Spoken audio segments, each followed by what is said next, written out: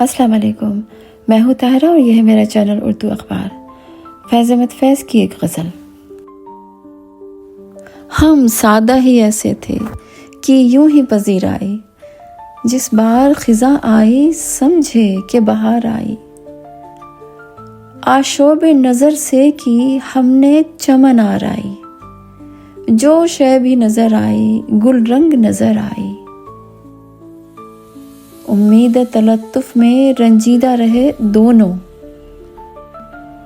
तू और तेरी महफिल मैं और मेरी तन्हाई।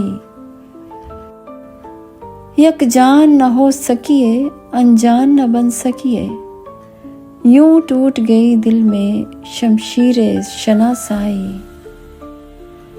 उस तन की तरफ देखो जो कत्ल गहे दिल है, उस तन की तरफ देखो जो कत्ल गहे दिल है। क्या रखा है मक़तल में, क्या रखा है मक़तल में ए चश्मे तमाशाई। हम सादा ही ऐसे थे कि यूं ही पजीर आई, जिस बार ख़ज़ा आई समझे कि बहार आई।